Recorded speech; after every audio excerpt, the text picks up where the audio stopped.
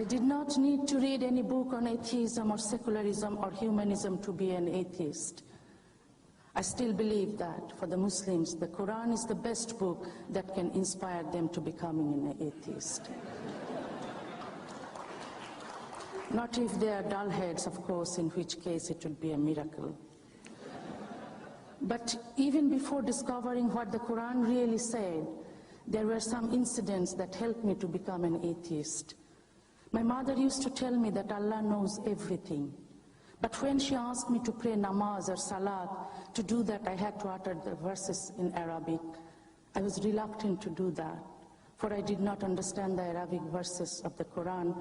If I was going to pray, I wanted to pray in Bengali. It really angered my mother when I asked very innocently, Mother, if Allah knows everything, then why doesn't Allah know Bengali? Mother was embarrassed and angry with me. I asked some of my relatives, and they got angry with me also. One day, as I kept reminding my mother about Allah's ignorance, she replied, if you say anything bad about Allah, your tongue will fall off. I was 8 and had no idea that anyone's tongue could do that. So I went to the bathroom, locked the door, and said, Allah is the son of a bitch.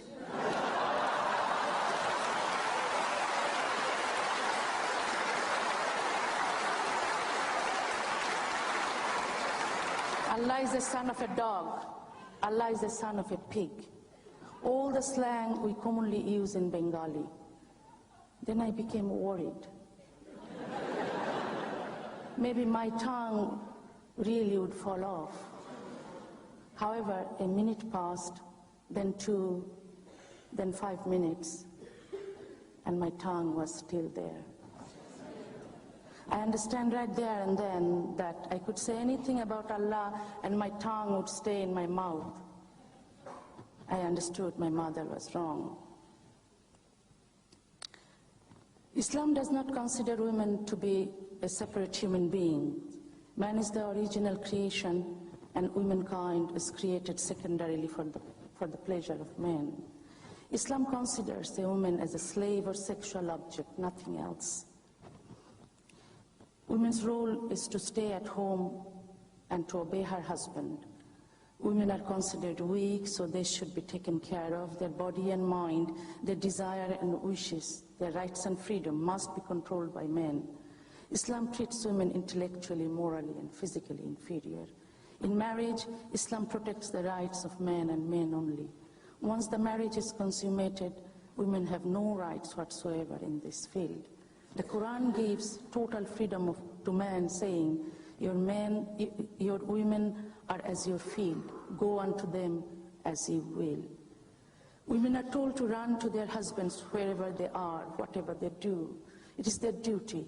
The Hadith says that 2 prayers that never reach the heavens are, number 1, those of the escaping slaves, and number 2, those of the reluctant women who frustrate their husbands at night. Islam considers women psychologically inferior.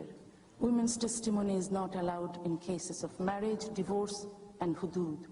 Hudud are the punishments set by Islamic law for adultery, fornication, adultery against a married person, apostasy, theft, robbery, and so forth. If any woman is raped, she has to produce 4 male witnesses to the court. If she can't, there is no charge against the rapist. In Islamic law, the testimony of 2 women is worth that of 1 man. In the case in which a man suspects his wife of adultery or denies the legitimacy of the offspring, his testimony is worth that of 4 witnesses. A woman does not have the right to charge her husband in a similar manner. Women are not allowed to inherit the property on equal terms with their brothers. In the case of inheritance, Allah says, a male shall inherit twice as much as a female. And after all the rights and freedom, after obtaining all the sexual pleasure and having the pleasure of being the master, men will be rewarded by Allah with wine, food, and 72 virgins in paradise, including their wives they had on earth. And what is the reward for the pious woman? Nothing. Nothing but the same old husband, the same man who caused her suffering while the two were back on the earth. It was easy for me to become an atheist. I was a student of science, so it was hard to accept that the sun moves around the earth and the moon has its own light, and the purpose of mountain is to support the earth so that it will not fall down somewhere. I came to suspect and be sure that the Quran was not written by someone who has at all any knowledge of the universe. Not only did I read the Quran, I read the Hadith, the words of Muhammad.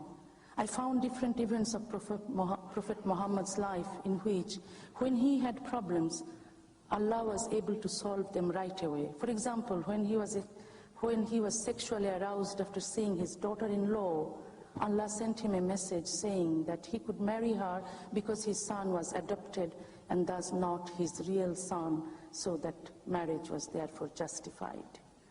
Further, he created a new rule that Muslims would not be allowed to adopt any children. Muhammad married 13 times, one of his brides being 6 years old, Aisha. Allah, he said, told him that he was allowed to enjoy his wives, his female slaves, and all the captive women he possessed.